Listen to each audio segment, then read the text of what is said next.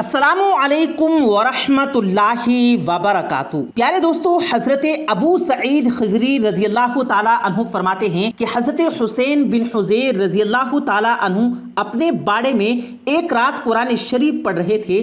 اچانک ان کی گھوڑی اچھلنے لگی، انہوں نے اور پڑھا، وہ گھوڑی اور اچھلنے لگی، وہ پڑھتے رہے، گھوڑی اور بدکی۔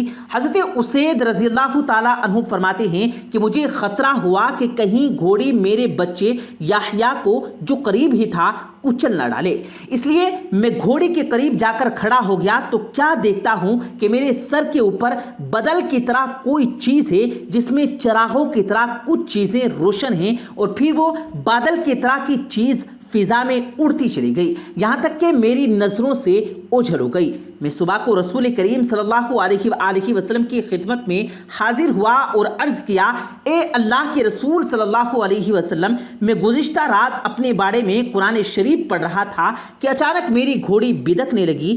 رسول کریم صلی اللہ علیہ وآلہ وسلم نے ارشاد فرمایا، ابن عزیر پڑھتے رہتے؟ انہوں نے عرض کیا کہ میں پڑھتا رہا، وہ گھوڑی پھر بدکی۔ رسول کریم صلی اللہ علیہ وآلہ وسلم نے ارشاد فرمایا، ابن عزیر پڑھتے رہتے؟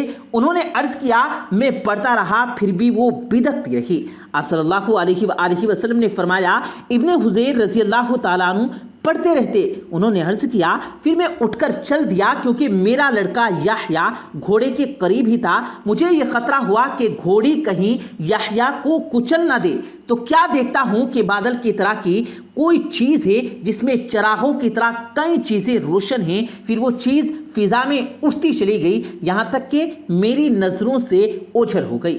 رسول کریم صلی اللہ علیہ وآلہ وسلم نے ارشاد فرمایا کہ وہ فرشتے تھے جو تمہارا قرآن کریم سننے آئے تھے، اگر تم صبح تک پڑھتے رہتے تو اور لوگ بھی ان کو دیکھ لیتے، وہ فرشتے ان سے چھپے نہ رہتے۔ حضرت ابو سعید خدری رضی اللہ تعالیٰ عنہ فرماتے ہیں کہ میں فقہائے مہاجرین کی ایک جماعت میں بیٹھا ہوا تھا، ان لوگوں کے پاس اتنا کپڑا بھی نہ تھا کہ جس سے پورا بدن ڈھانپ لیں، بعض نے بعض کی آڑ لی ہوئی تھی، اور ایک صحابی رسول صلی اللہ علیہ وآلہ وسلم قرآن شریف پڑھ رہے تھے کہ اس دوران رسول کریم صلی اللہ علیہ وآلہ وسلم تشریف لے آئے اور ہمارے قریب آ کر کھڑے ہو گئے۔ رسول کریم صلی اللہ علیہ وآلہ وسلم کی تشریف آوری پر تلاوت کرنے والے صحابی چپ ہو گئے۔ آپ صلی اللہ علیہ وآلہ وسلم نے سلام کیا، پھر دریافت فرمایا، تم لوگ کیا کر رہے تھے؟ ہم نے عرض کیا، یا رسول اللہ، ایک تلاوت کرنے والے قاری صاحب ہمارے سامنے تلاوت کر رہے تھے، ہم اللہ کی کتاب کی تلاوت توجہ کے ساتھ سماعت فرما رہے تھے۔ رسول کریم صلی اللہ علیہ وآلہ وسلم نے ارشاد فرمایا، تمام تعریفیں اللہ تعالیٰ کے لیے ہیں جس نے میری امت میں ایسے لوگ بنائے کہ ان لوگوں میں مجھے ٹھہرنے کا حکم دیا گیا۔ اس کے بعد رسول کریم صلی اللہ علیہ وآلہ وسلم ہمارے درمیان بیٹھ گئے تاکہ سب کے برابر رہے، کسی کے قریب کسی سے دور نہ ہو، پھر سب کو اپنے ہاتھ مبارک سے حلقہ بنا کر بیٹھنے کا حکم فرمایا۔ چنانچہ سب لوگ حلقہ بنا کر رسول کریم صلی اللہ علیہ وآلہ وسلم کی طرف منہ کر کے بیٹھ گئے۔ حضرت ابو سعید خدری رضی اللہ تعالیٰ عنہ فرماتے ہیں کہ میں نے رسول کریم صلی اللہ علیہ وآلہ وسلم کو دیکھا کہ آپ نے مجلس والوں میں میرے علاوہ کسی کو نہیں پہچانا۔ آپ صلی اللہ علیہ وآلہ وسلم نے ارشاد فرمایا، اے فقراء مہاجرین کی جماعت، تمہیں قیامت کے دن کامل نور کی خوشخبری ہو، اور اس بات کی بھی کہ تم مالداروں سے آدھا دن پہلے جنت میں جاؤ گے، اور یہ آدھا دن 500 سال کا ہوگا۔ سبحان اللہ۔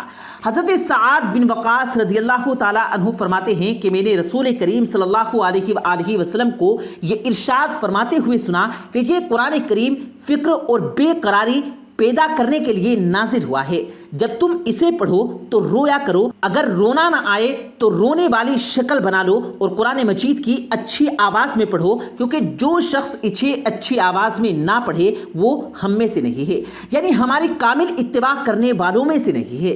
حضرت برار رضی اللہ تعالیٰ عنہ روایت کرتے ہیں کہ رسول کریم صلی اللہ علیہ وآلہ وسلم نے ارشاد فرمایا، اچھی آواز سے قرآن کریم کو مزین کرو، کیونکہ اچھی آواز قرآن کے حسن اور دلکشی کو بڑھا دیتی ہے۔ हज़रत उक़बा बिन आमिर रज़ी अल्लाह ताला अन्हु फरमाते हैं कि मैंने रसूल करीम सल्लल्लाहु अलैहि वसल्लम को ये इरशाद फरमाते हुए सुना कि कुरान को आवाज़ से पढ़ने वाले का सवाब ऐलानिया सदका करने वाले की तरह है और आहिस्ता पढ़ने वाले का सवाब छुप कर सदका करने की तरह है। एक हदीस शरीफ में आहिस्ता पढ़ने की फजीलत मालूम होती है, लेकिन ये इस सूरत में कि जबकि रिया का शुबा हो, अगर रिया का शुबा ना हो तो दूसरे की तकलीफ का अंदेशा भी ना हो तो दूसरी रिवायत की वजह से बुलंद आवाज से पढ़ना अफजल है और ये कि दूसरों के लिए भी तरगीब का जरिया बनेगा। हज़रत अबू मूसा रज़ी अल्लाह ताला अन्हु रिवायत करते हैं कि रसूल करीम सल्लल्लाहु अलैहि वसल्लम ने उनसे इरशाद फरमाया, अगर तुम मुझे गुज़िश्ता रात देख लेते जब मैं तुम्हारा कुरान तवज्जो से सुन रहा था तो यकीनन तुम खुश होते, तुमको दाऊद अलैहिस्सलाम की खुश इलाही से हिस्सा मिला है। हज़रत अब्दुल्ला बिन उमरावा रज़ी अल्लाह ताला अन्हु से रिवायत है कि नबी करीम सल्लल्लाहु अलैहि वसल्लम ने इरशाद फरमाया, क़यामत के दिन साहिब कुरान से कहा जाएगा, कुरान पढ़ता जा और जन्नत के दर्जों पर चढ़ता जा और ठेर ठेर के पढ़ जैसा कि तू दुनिया में ठेर ठेर कर पढ़ा करता था और तेरा मकाम वही होगा जहां तेरी आखिरी आयत की तिलावत खत्म होगी। याद रहे कि साहिब कुरान से हाफिज कुरान या कसरत से तिलावत करने वाला या कुरान करीम पर तदब्बुर के साथ अमल करने वाला मुराद है। हज़रत आयशा सिद्दीक़ा रज़ियल्लाहु ताला अन्हा बयान करती हैं कि रसूल करीम सल्लल्लाहु अलैहि वसल्लम ने इरशाद फरमाया कि हाफिज कुरान जिसे कुरान याद भी हो, पढ़ता भी अच्छा हो, उसका शहर क़यामत के दिन उन फर्मा बरदार फरिश्तों के साथ होगा जो कुरान शरीफ को लोहे महफूज पर नकल करने वाले हैं। और जो शख्स कुरान शरीफ को अटक अटक कर पढ़ता है और इसमें मशक्क़त उठाता है उसके लिए दोहरा अजर है। अटकने वालों से मुराद वो हाफिज है जिसे कुरान शरीफ अच्छी तरह याद ना हो लेकिन वो याद करने की कोशिश में लगा रहता है। नीज इससे मुराद वो देखकर पढ़ने वाला भी हो सकता है जो देखकर पढ़ने में अटकता हो लेकिन ठीक ठीक से पढ़ने और सही पढ़ने की कोशिश कर रहा हो। ऐसे शख्स के लिए दो अजर हैं, पहला अजर तिलावत करने का और दूसरा अजर बार बार अटकने की वजह से मशक्कत बर्दाश्त करने का है। कुछ लोग सवाल करते हैं कि हम कोशिश के बावजूद सही तरह कुरान करीम नहीं पढ़ सकते, बार बार भूल जाते हैं या अटक अटक कर पढ़ते हैं जिससे बहुत ज़्यादा मशक्कत होती है। तो उन लोगों को इस हदीस पर गौर करना चाहिए कि उनके लिए दो गुना सवाब है, उनके लिए दोहरा अजर है। इसलिए कुरान करीम की तिलावत को किसी भी हाल में छोड़ना नहीं चाहिए। हज़रत अबू हुरैरा रज़ियल्लाहु ताला अन्हु से रिवायत है कि रसूल करीम सल्लल्लाहु अलैहि वसल्लम ने इरशाद फरमाया कि साहिब कुरान क़यामत के दिन अल्लाह ताला के दरबार में आएगा तो कुरान शरीफ अल्लाह ताला से अर्ज़ करेगा, इसको जोड़ा अता फरमाएं। अल्लाह ताला की तरफ से उसको करामत का ताज पहनाया जाएगा। वो फिर दरख्वास्त करेगा, ए मेरे रब और पहनाइए, तो अल्लाह ताला की तरफ से इकराम का पूरा जोड़ा पहनाया जाएगा। फिर वो दरख्वास्त करेगा, ए मेरे रब इस शख्स से राज़ी हो जाइए। अल्लाह तबारक व तआला उस शख्स से राज़ी हो जाएंगे और फिर उससे कहा जाएगा, कुरान शरीफ पढ़ता जा, अल्लाह ताला का कलमा पढ़ता जा और जन्नत के दर्जों पर चढ़ता जा और उसके लिए हर आयत के बदले में एक नेकी बढ़ा दी जाएगी। दुआ है कि अल्लाह पाक हम सबको ज़्यादा से ज़्यादा कुरान करीम की तिलावत करने की तौफीक अता फरमाए और हम सबको कुरान करीम पर अमल करने की तौफीक भी अता फरमाए। आमीन सुम आमीन।